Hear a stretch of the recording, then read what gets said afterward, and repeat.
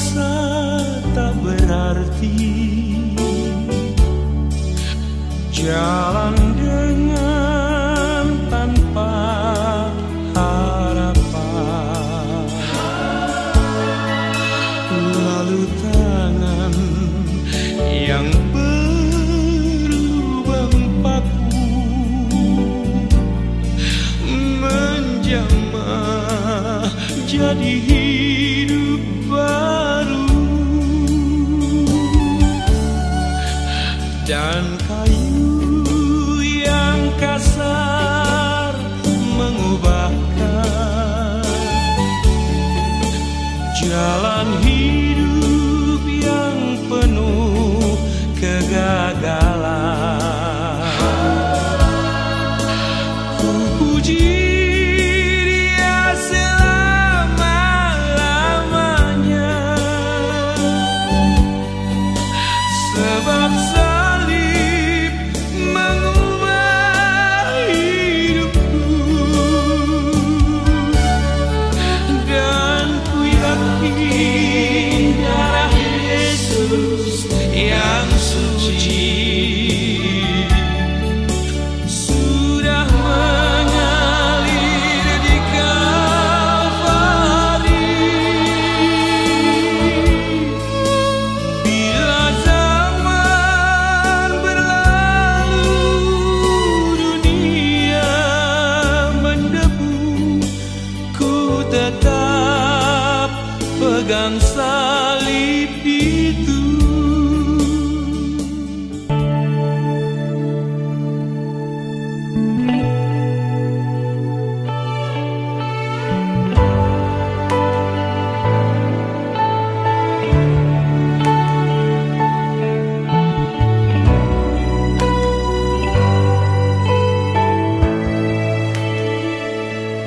Yesus, Kaulah juru selamatku.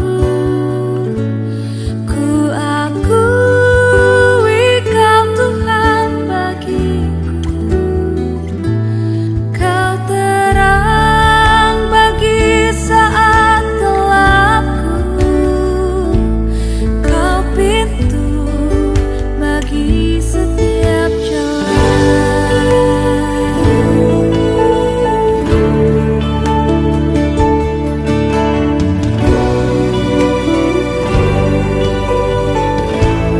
Firman jadi manusia, diam di antara kita. Ada hidup terang bagi manusia. Engkau datang bagi kepunyaanmu.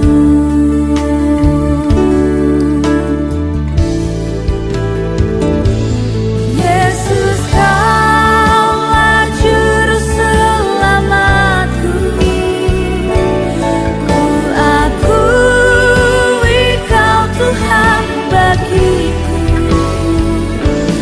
Kau terang bagi saat gelapku.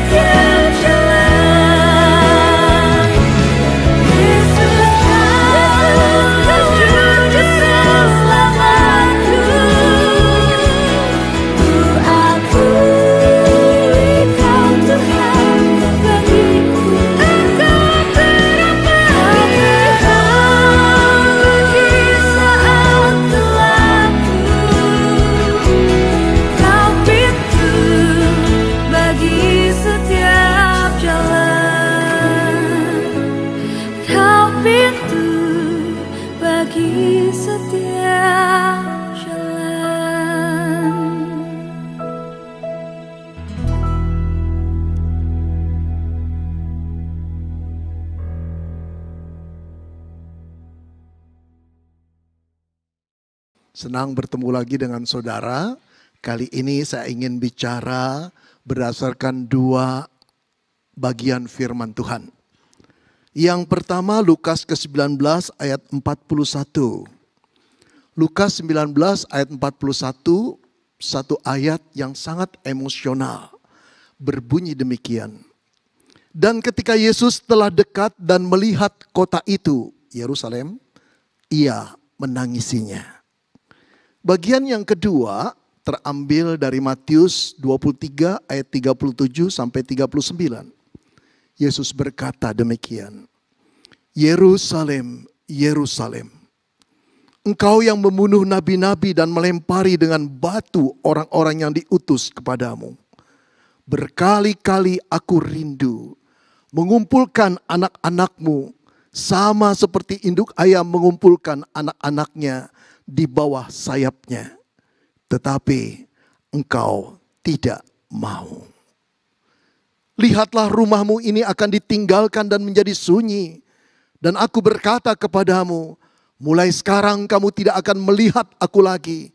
Hingga kamu berkata, diberkatilah dia yang datang dalam nama Tuhan. Saudara, pernahkah saudara melihat dan mendengar seseorang menangis begitu sedihnya? Sampai menyayat hati saudara dan tak terasa saudara pun ikut meneteskan air mata. Pernah tak?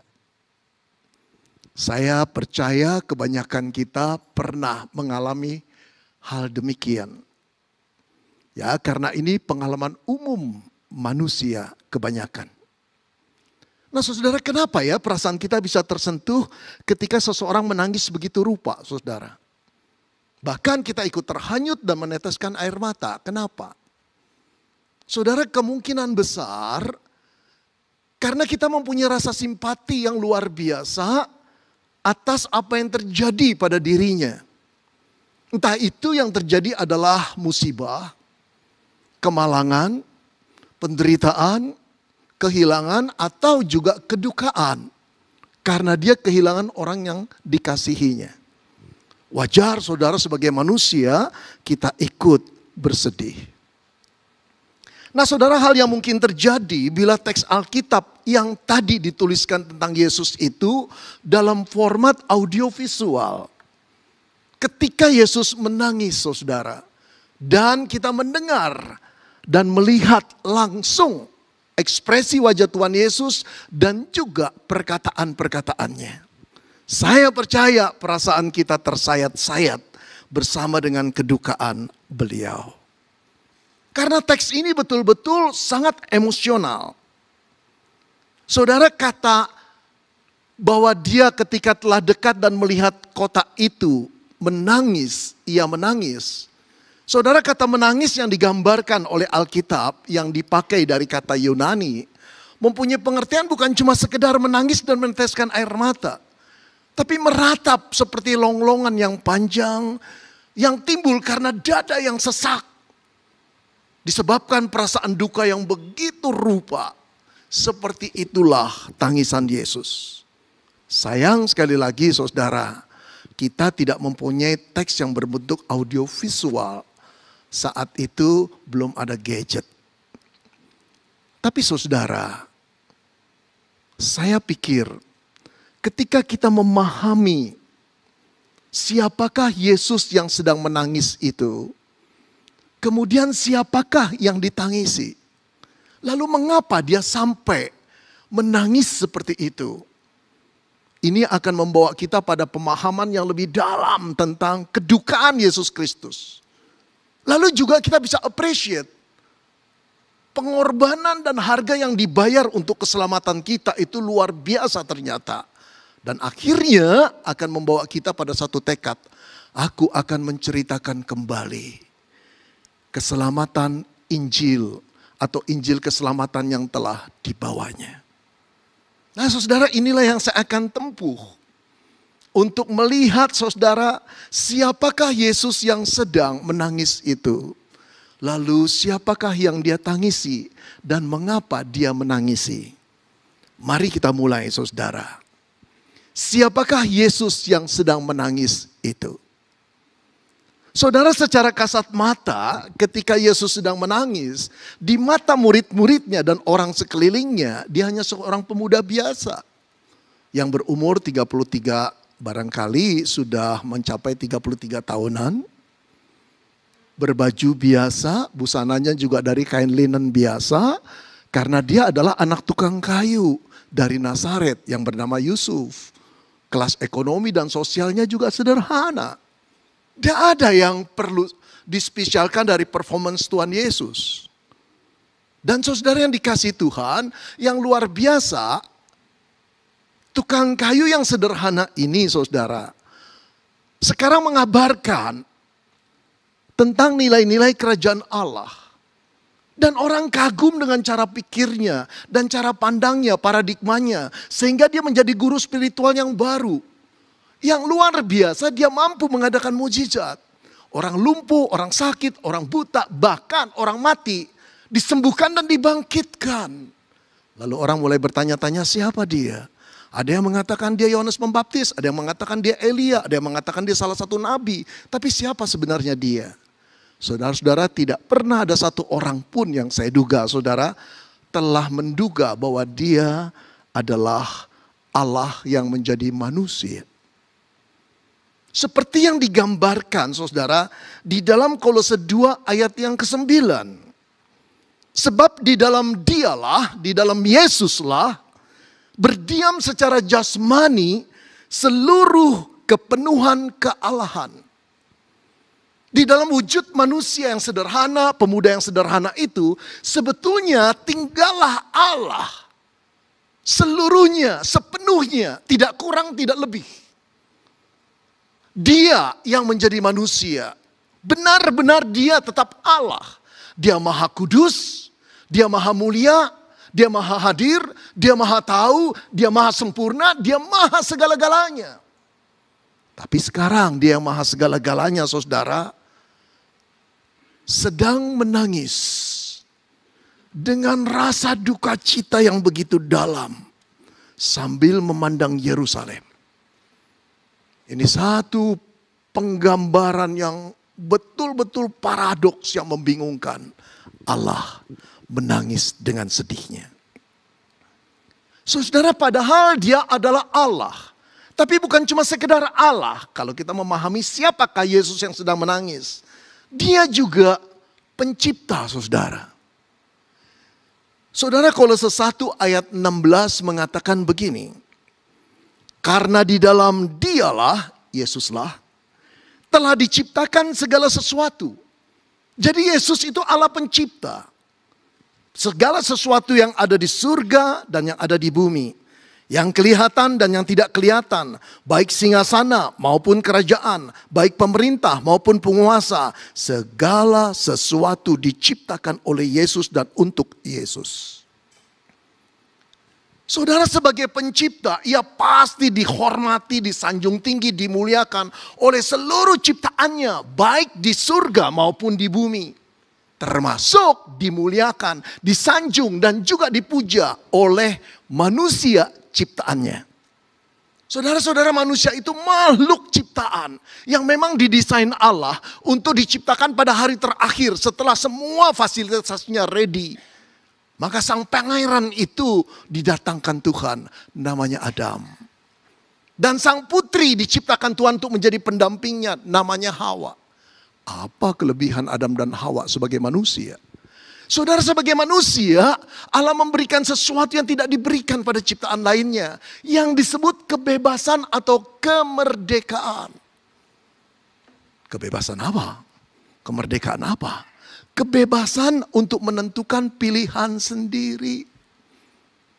Bukan seperti robot, bukan seperti aplikasi yang sudah terprogram saudara. Jadi manusia itu diizinkan oleh Tuhan. Punya kemungkinan untuk mengambil keputusan dengan hikmatnya sendiri. Mau menyembah Tuhan atau tidak, kamu punya kebebasan. Mau menghormatiku atau tidak, kamu punya kebebasan. Mau hidup menurut hukum-hukumku, silakan. Tapi kamu punya kebebasan.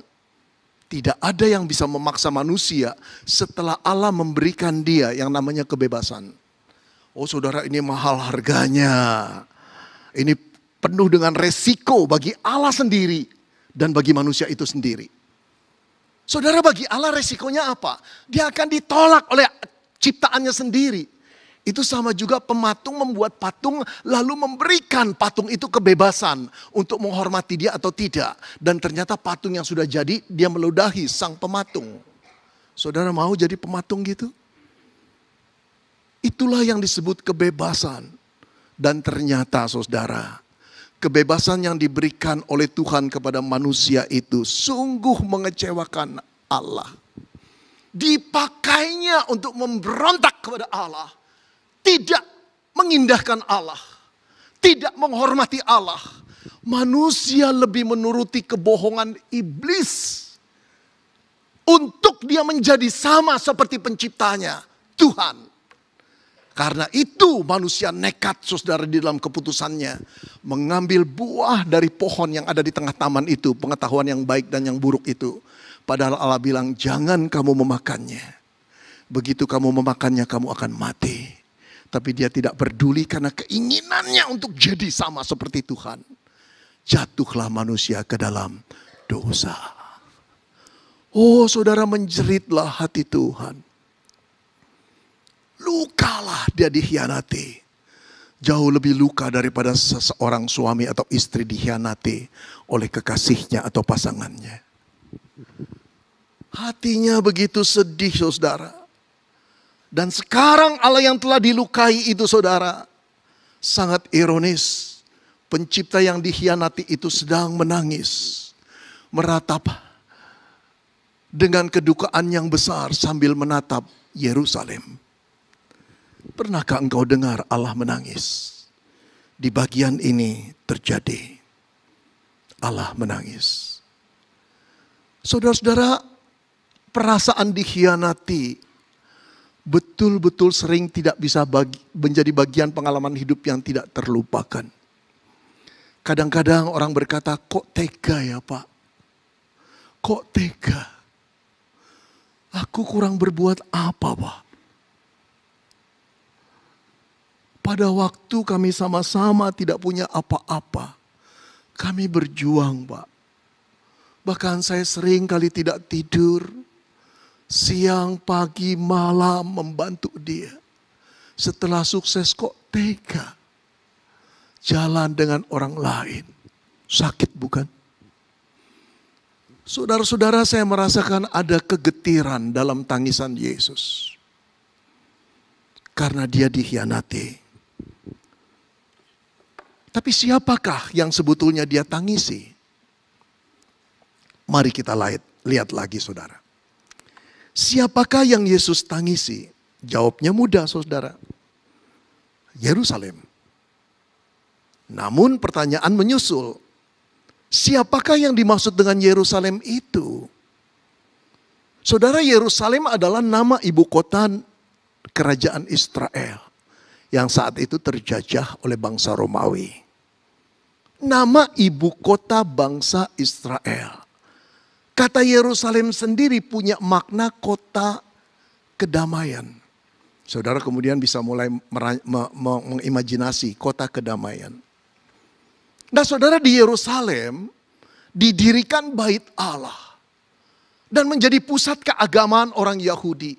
Setiap ada perayaan-perayaan agamawi, maka berduyun-duyun orang Israel dari segala pelosok akan datang ke sana. Ikut beribadah dalam ritual-ritual yang begitu kudusnya. Saudara-saudara, apakah itu yang disebut Yerusalem menjadi kota damai? Ternyata di balik itu saudara, di balik nama kota damai, Israel menyimpan sejarah yang mengerikan. Apa itu saudara? Tuhan Yesus berkata demikian, Yerusalem, Yerusalem. Saya nggak bisa melantunkannya atau memperagakannya dengan sempurna. Tapi saya percaya kalau Tuhan yang mengatakannya, hati kita teriris. Penyebutan nama Yerusalem 2 kali, itu menunjukkan tingkat atau intensitas kedukaan yang semakin mendalam. Engkau membunuh nabi-nabi dan melempari dengan batu orang-orang yang diutus kepada kamu. Artinya apa? Di balik ritual yang nampaknya agamamis, saudara, atau gamis, yang nampaknya rohani, tersimpan kebejatan moral, tersimpan kemunafikan. Kalau saudara baca, saudara, Matius 23 ayat di atasnya mulai dari ayat 1, saudara, teruskan. Tuhan Yesus mengecam pemimpin-pemimpin rohani pada saat itu. Hai ahli-ahli Taurat, hai orang-orang Farisi, hai kamu yang munafik. Keras dan tajam. Nadanya meninggi, saudara. Dibongkar habis kebobrokan pemimpin-pemimpin agama yang mencari kepentingan dirinya sendiri dan tidak bisa dikoreksi oleh Tuhan. Dalam sejarah Israel, saudara, di Yerusalem Allah telah mengutus nabi-nabinya, Allah telah mengutus utusannya. Tapi mereka dilempari batu, bahkan dibunuh sampai mati. Karena apa? Mereka asik melakukan dosa dan mereka tidak bersedia dikoreksi oleh Allah sekalipun. Bebalah orang-orang ini. Tapi saudara, Yerusalem itu bukan cuma representatif kaum agamawan orang Yahudi saat itu.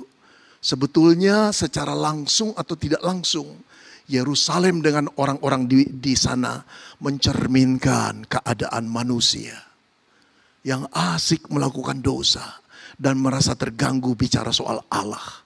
Apalagi murka Allah, apalagi keadilan Allah, apalagi hukum Allah, apalagi kekekalan. Buang Allah dari kosakata kita dan dari ingatan kita. Saudara, tangisan Yesus mengkoreksi bukan cuma orang-orang Yerusalem, tapi mengkoreksi engkau dan saya. Koreksi Tuhan itu penting. Teguran Tuhan itu berharga. Kalau dia Bapa yang tidak mengasihi kita, dibiarkan kita jatuh terjerebab. Karena pola pikir kita yang jahat. Tidak pernah diperingatinya. Siapakah yang Yesus tangisi? Yerusalem. Dengan orang-orang yang degil di dalamnya. Tapi sekarang mari kita masuk lagi yang terakhir, saudara. Mengapa Yesus menangisi Yerusalem? Jawabnya cuma satu, saudara. Yesus mengasihi Yerusalem dengan begitu sedihnya karena Yerusalem menolak dia. Sudah berkali-kali dia datang ke Yerusalem. Sudah berkali-kali dia menunjukkan dosa-dosa mereka. Sudah berkali-kali dia membawa kabar baik bahwa keselamatan itu hanya ada di dalam dirinya. Tapi mereka tidak percaya. Mereka tidak menerimanya. Seolah-olah Yesus adalah pribadi yang mengusik keasikan mereka dalam berbuat dosa. Percislah seperti yang dikatakan Yohanes 1 ayat 11. Ia datang kepada milik kepunyaannya. Yesus datang pada milik kepunyaannya. Manusia yang diciptakannya. Tetapi orang-orang kepunyaannya tidak mau, tidak menerimanya. Sedih gak saudara? Kalau saudara sebagai bapak baru pulang dari luar kota, katakanlah bekerja selama setahun. Ketika engkau menjumpai 5 anakmu, semua berkata, kami tidak punya papa seperti engkau. Padahal sudah berjuang di luar kota 1 tahun mencari uang untuk bekal pendidikan, kehidupan anak-anak. Sedih luar biasa.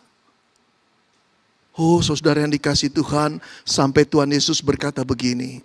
Berkali-kali hai Yerusalem, aku rindu mengumpulkan anak-anakmu. Sama seperti induk ayam mengumpulkan anak-anaknya di bawah sayapnya. Tetapi kamu tidak mau. Saudara, ini kerinduan sang pencipta yang telah dikhianati. Ini kerinduan Allah yang dianggap sepi.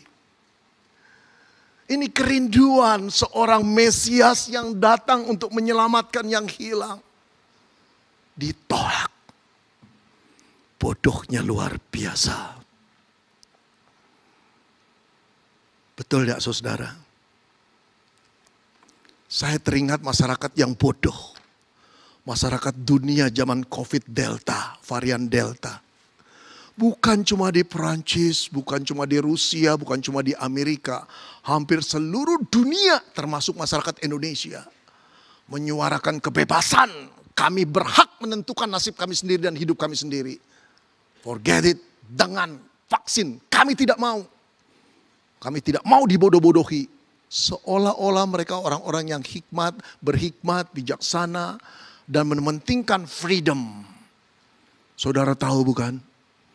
Di banyak negara, orang mayat-mayat itu tergeletak begitu saja. Rumah sakit penuh, pengubur-pengubur begitu lelahnya. Karena orang-orang bodoh yang mendapat vaksin secara gratis pun tidak mau. Saudara, kadang-kadang kebodohan yang sama ada pada kita ketika Allah menegur dosa-dosa kita. Ketika Allah seperti anak kecil menangis di depan kita. Ketika Allah berkata seperti orang lemah, jangan lakukan anakku. Dosa itu mengerikan. Bertobat anakku. Kita seperti pemuda dewasa yang begitu pintarnya setelah lulus universitas. Menganggap remeh bapak kita yang cuma petani, yang tidak tahu apa-apa.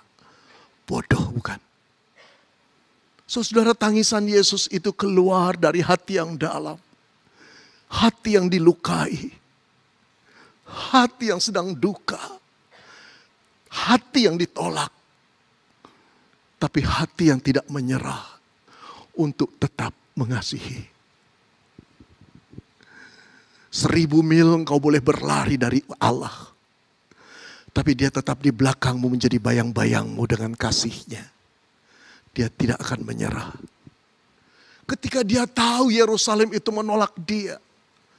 Apakah dia langsung marah dan berkata, oke Yerusalem, urus dirimu sendiri.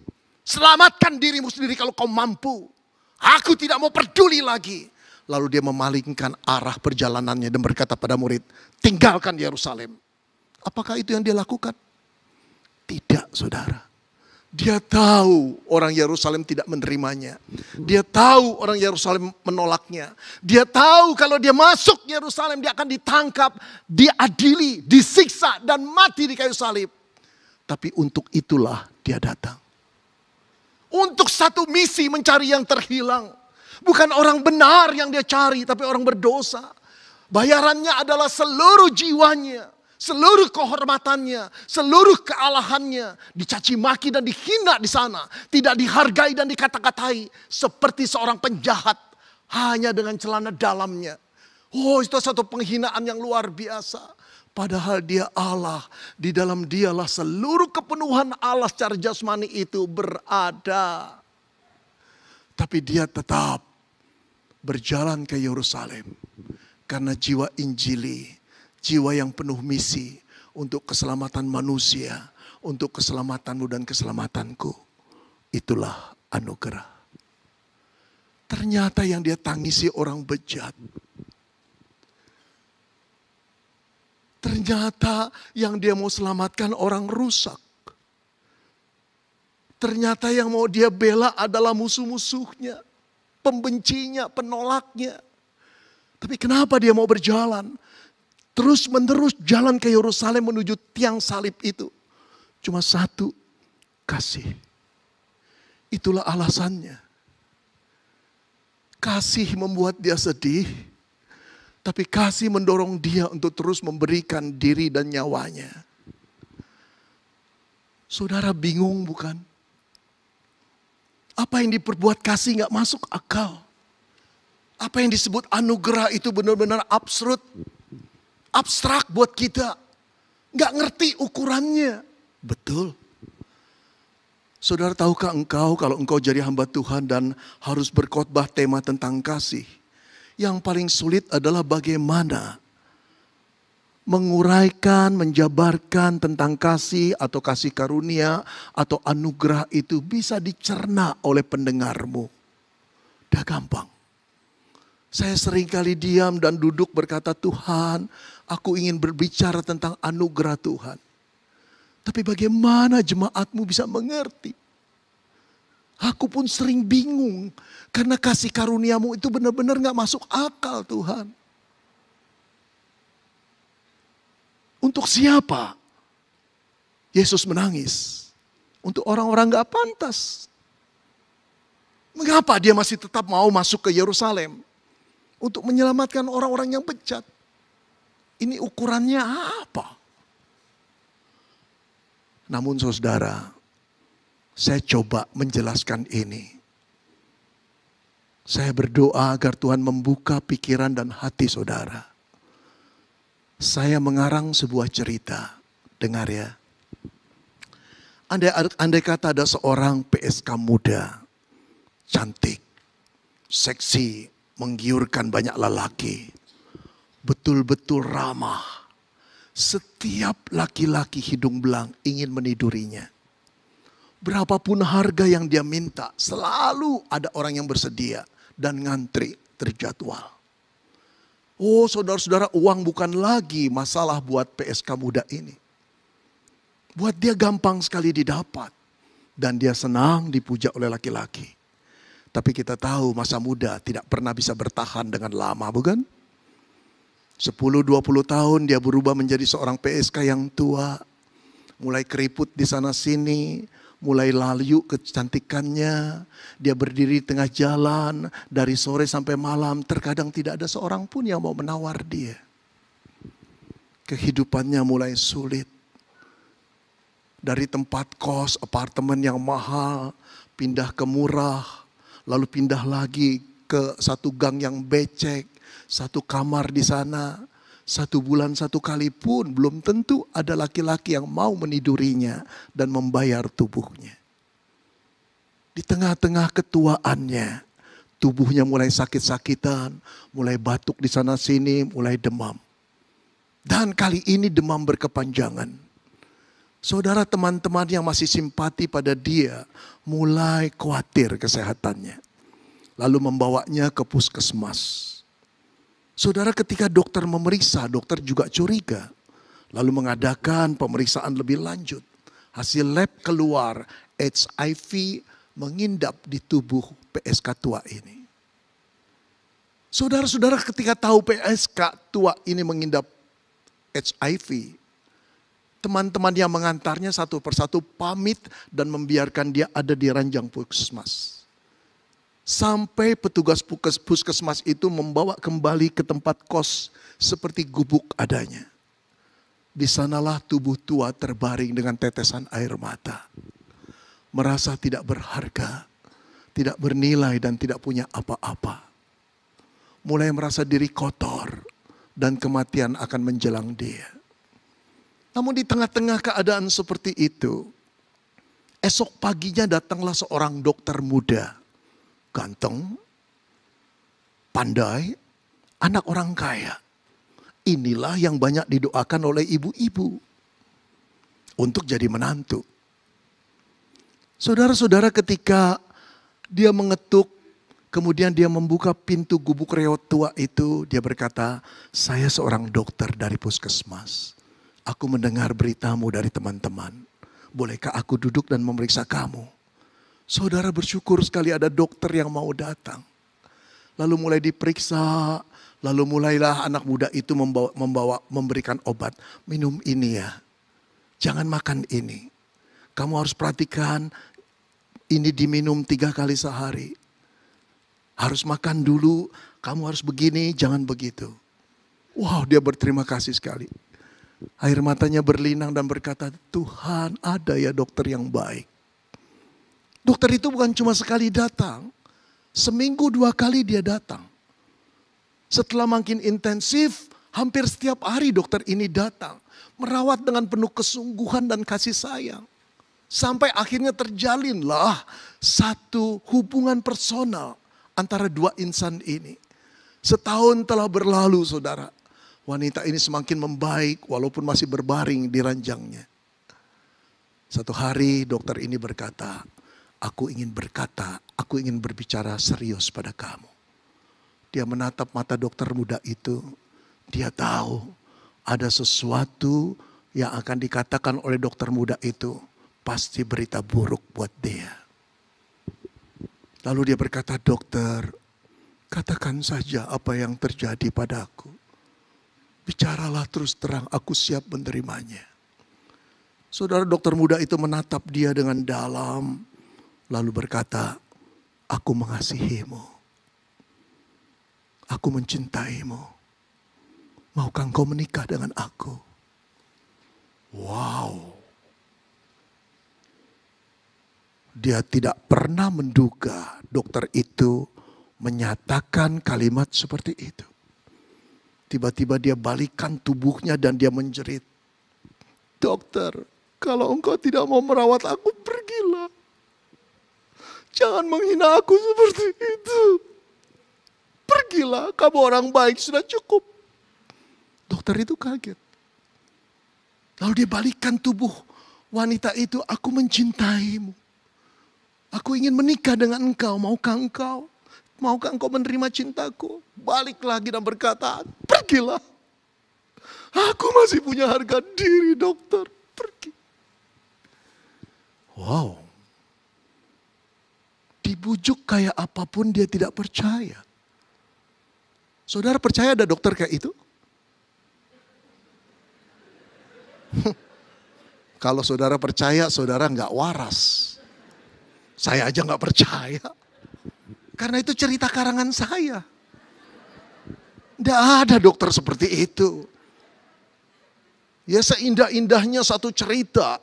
Seindah-indahnya novel. Nggak ada yang pengarang yang cerita gila seperti itu. Nggak laku dijual. Betul tidak? Nggak masuk akal. Kalau wanita PSK itu masih muda, begitu cantik, menggiurkan, pasti ada dokter yang bodoh. Masih mau. Betul tidak? Atau punya harapan, dia kan masih muda. Aku bisa membina dia. Itu bijaksana sedikit. Tapi kalau sudah tua, keriput, HIV, mau diajak nikah. Gila kali. Gak usah sekolah kedokteran tinggi-tinggi. Gak ada cerita itu. Gak masuk akal. Betul tidak? Tapi tahukah engkau? Itulah cerita yang terjadi ketika anak Allah itu turun menjadi manusia. Siapa yang dia cari? Orang-orang terbuang. Orang-orang tersisa. Orang-orang yang kotornya luar biasa. Orang-orang munafik, pembohong, penjina, pendusta. Engkau dan aku.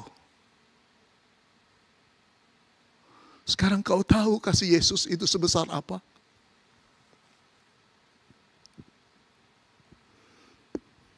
Aku ingin selalu jadi hamba Tuhan yang sombong. Menceritakan kehebatanku. Tapi kalau memikirkan anugerah Tuhan, aku tak lebih dari PSK tua itu. Yang penuh dengan sejarah kotor. Yang berbau dan sakit penyakit. Tapi dia datang memelukku dan berkata, aku sanggup memperbaharuimu, Benny. Itulah yang dilakukan buatmu dan buatku. Sesak dadanya ketika dia memanggil Yerusalem, Yerusalem. Aku rindu mengumpulkan anak-anakmu. Itu suara seorang ibu yang berkata pada anak gadisnya, jangan pergi nak.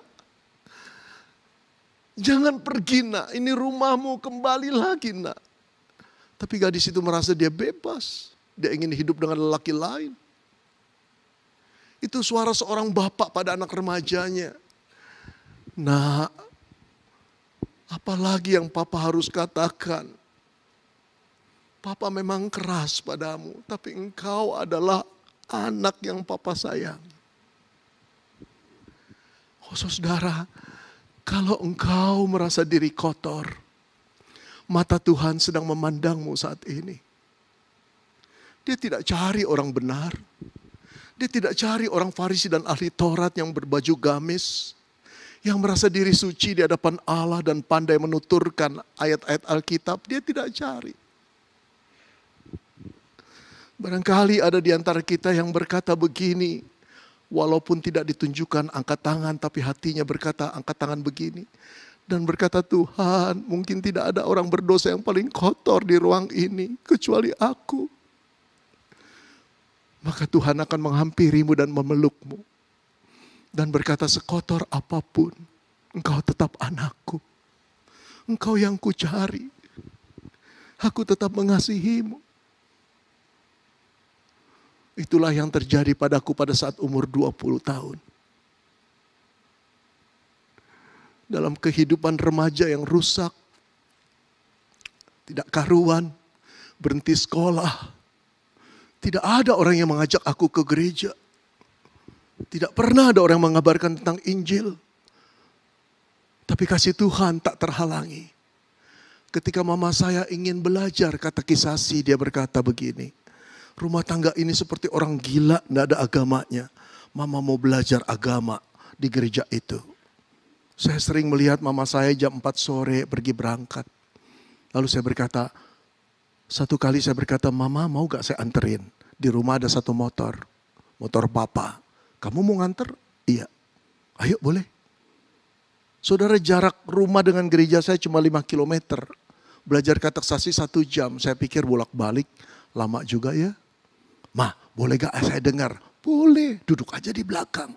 Begitu aku duduk, pendeta itu mengabarkan tentang Yesus yang mati di salib. Hancur hatiku. Oh, ada Allah yang namanya Yesus. Oh, ada Allah yang bersedia menerima orang kotor seperti aku. Oh, dia penciptaku, dia menebusku. Sebelum aku mengikut kelas katekisasi kemudian, sebelum aku dibaptis, aku sudah dijamah oleh darah Kristus. Dan berkata, Tuhan ampuni aku. Saya sampah. Saya tak berharga. Saya berhenti sekolah umur 15 tahun. Saya hidup rusak. Kepala sekolahku mengusir aku. Orang tuaku putus asa terhadap aku. Tapi Yesus tidak. Dia gembalaku yang baik. Hari ini kalau engkau merasa kotor, engkaulah yang disayang Tuhan. Anugerah yang absurd itu bagimu. Asal kau buka hatimu dan berkata, Tuhan jangan tinggalkan aku. Aku mau bertobat. Engkau akan merasakan kasih sayang Tuhan yang luar biasa. Engkau akan diubah menjadi baru. Cara pikirmu, tingkah lakumu, perilakumu, kasih sayangmu terhadap orang. Keegoisanmu luntur semua diisi oleh kasih Tuhan. Sampai orang berkata, kamu jadi seperti ini? Ya. Karena Allah menyayangiku. Saudara-saudara, ayo, saya akan pimpin doa saudara. Saya akan beri waktu saudara untuk bertemu dengan Yesus dan diselamatkan dan diampuni. Buka hati saudara. Sebagian dari saudara pasti sudah mendengar Injil dan pernah bertobat dan dilahirkan kembali, bukan? Tapi setelah itu apa yang saudara perbuat? Pernahkah saudara menceritakan pada orang lain, kamu tahu siapa yang mengubah aku? Hei, aku dulu sama bukan dengan engkau. Tapi tahukah engkau aku dirubah oleh siapa? Katakan pada teman-temanmu yang masih mabuk. Katakan pada teman-temanmu yang masih dalam perjudian. Katakan teman-temanmu yang pada masih selingkuh. Katakan pada teman-temanmu yang masih narkoba. Aku dirubah Tuhan. Kau dan saya tidak mungkin bisa berubah kalau bukan Tuhan berubah. Namanya Yesus. Katakan. Oh saudara, kenapa berita baik yang menyentuh hidup kita tidak pernah kita beritakan? Kenapa? Kenapa kita tidak bagikan pada keluarga kita? Pada teman baik kita, pada rekan bisnis kita, pada mahasiswa yang sama satu kampus, satu kelas di mana kita mengambil pelajaran yang sama. Mengapa kita tidak pernah cerita? Betapa egoisnya kita itu. Tapi saya harap Roh Kudus bekerja dan menyadarkan aku harus memberitakan Injil. Karena aku telah disentuh oleh Injil. Terakhir saudara, saya ingin memutarkan sebuah klip. Saya berdoa agar klip ini membuka hati saudara. Mohon diputarkan.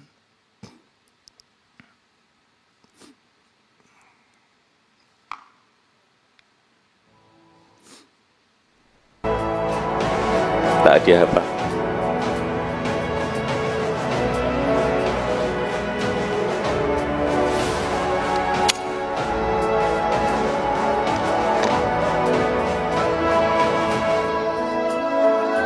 Gak ada yang jawab.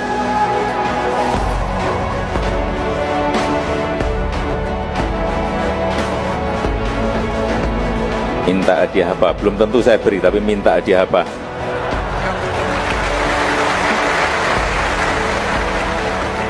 Izin Bapak Presiden Republik Indonesia, Jaksa Lumayan Biswa, izin kami yang di kepulauan sana mungkin ketemu dengan presiden mungkin hanya kali ini mungkin karena kejauhan.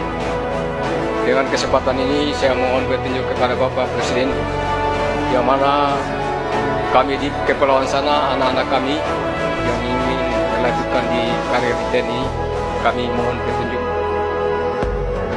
Demikian Bapak Presiden. Apa tadi? Anak-anak kami yang berada di kepulauan sana yang ingin menitip karir di militer, kami mohon petunjuk Bapak Presiden.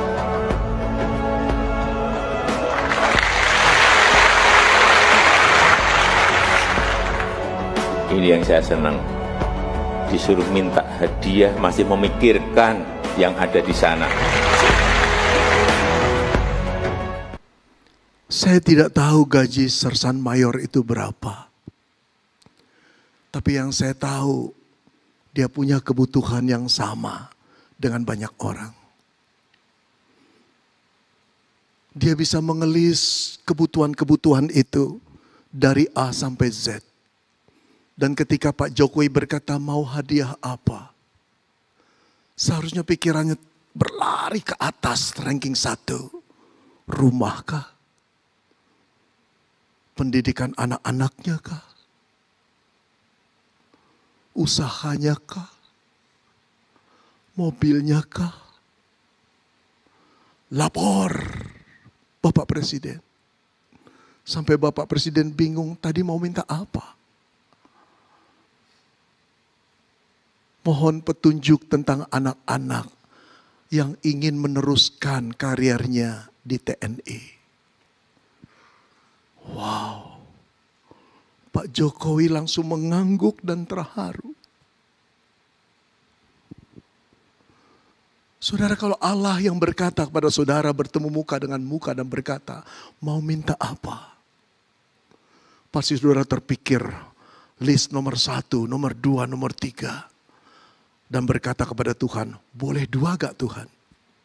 Boleh 3 gak? Boleh 4 gak? 1 saja, tapi banyak kebutuhannya. Pernahkah saudara berkata sama Tuhan, ada Tuhan, satu permohonanku yang terbesar, mau hadiah apa? Tolong selamatkan istriku. Tolong selamatkan suamiku. Tolong selamatkan kedua orang tuaku atau anak-anakku. Tuhan, tolong selamatkan adikku, kakakku. Adakah beban itu?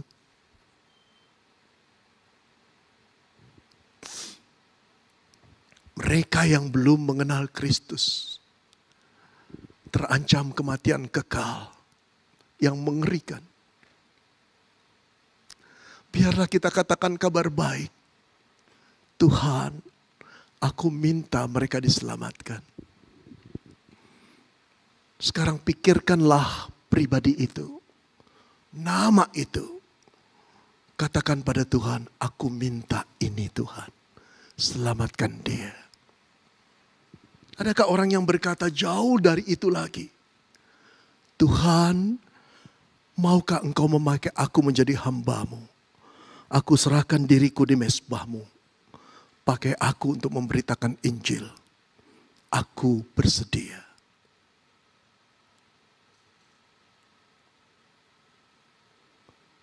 Tiga 35 tahun yang lalu, aku serahkan diriku. Tidak pernah menyesal. Kalaupun menyesal cuma satu, kenapa aku jadi hamba Tuhan tidak bisa lebih baik lagi dari sekarang. Tapi kasih setianya luar biasa. Dia menunjukkan orang-orang yang terlantar seperti aku ketika remaja. Menerima Yesus, berlutut pada Yesus, diperbaharui oleh Yesus. Itu satu keindahan yang tidak tertandingi. Mau minta apa? Katakan pada Tuhan. Mari kita berdoa.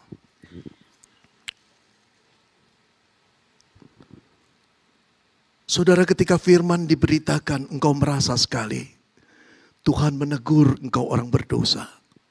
Tuhan tahu segala kekotoranmu, tapi engkau merasakan kasih sayang yang besar di dalam firman ini. Kasih sayang Tuhan terhadapmu. Lalu engkau berkata, Tuhan, aku mau bertobat. Aku mau bertobat, aku mohon pengampunanmu. Lakukan sekarang, saudaraku. Kau tidak perlu mengangkat tanganmu, tapi engkau perlu membuka hatimu dan mengundang Yesus. Dan berkata, Tuhan, mari masuk ke dalam hatiku. Bersihkan hatiku yang kotor dengan darah-Mu, Tuhan. Aku percaya kematian-Mu telah menyucikan segala hukuman dosaku yang aku perbuat di hadapan Allah Bapa. Katakan pada Tuhan, Tuhan, jadikan aku ciptaan baru. Maka Tuhan yang sedih dan duka itu akan menghampirimu dan memelukmu. Karena engkaulah orang yang dicarinya. Karena engkaulah orang yang ditunggunya. Mungkin dia telah menunggu tahunan untuk mendengar doa pertobatanmu. Mungkin dia telah menunggu belasan tahun untuk mendengar doamu. Lord, please forgive me, Lord. Datang pada Tuhan, saya akan mendoakan saudara. Adakah seseorang yang berkata, Tuhan, aku telah diselamatkan. Aku telah menikmati kasih Tuhan yang luar biasa, anugerah Tuhan yang tidak masuk akal itu. Tapi aku mengabaikan untuk menceritakan hal ini kepada orang lain. Sekarang Tuhan, ketika engkau bertanya mau minta apa? Satu ini saja Tuhan. Saudaraku ini Tuhan, orang yang kesebut namanya, selamatkan dia. Dan aku bersedia untuk menceritakan Injil yang telah mengubahku kepadanya. Doakan saudara kepada Tuhan. Minta kepada Tuhan agar anugerah yang luar biasa itu juga melimpah kepada orang yang saudara minta pada Tuhan itu. Adakah sebuah hati yang berkata, aku menyerahkan hidupku kepadamu Tuhan. Pakailah aku menjadi alat kemuliaan-Mu.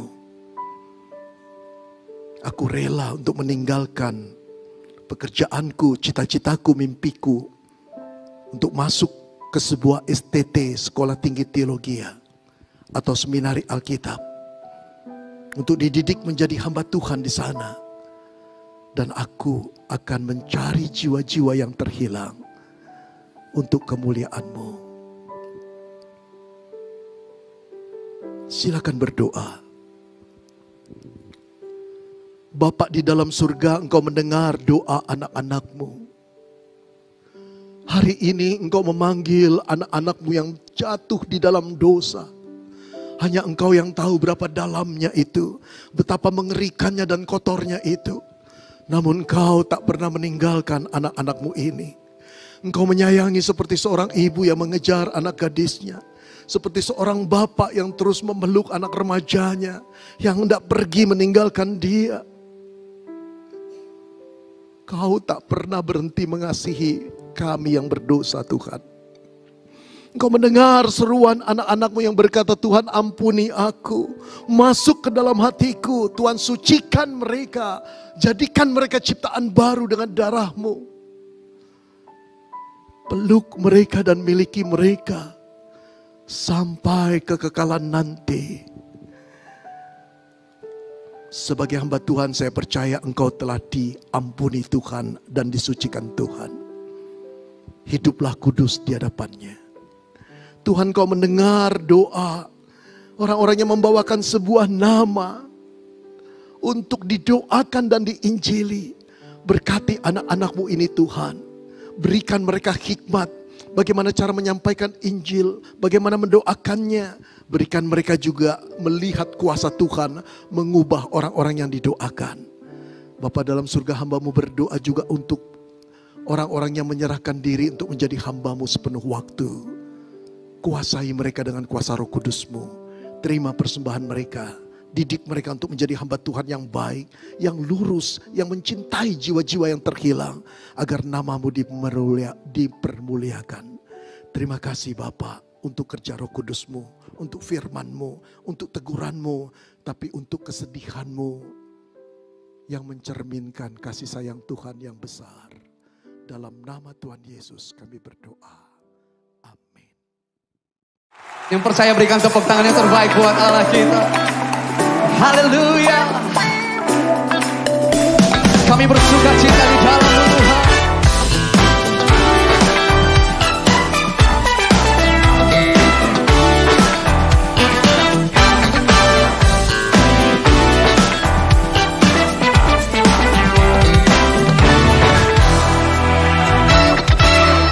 Takkan ku izinkan ketakutan, karena imanku pada Yesus Tuhan. Tak ada alasan tawar hati, karena Yesus ada di sini.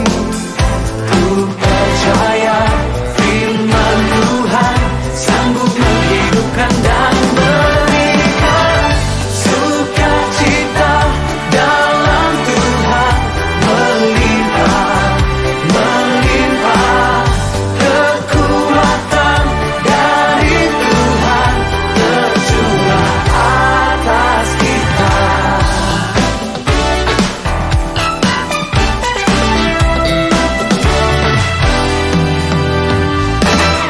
Takkan ku izinkan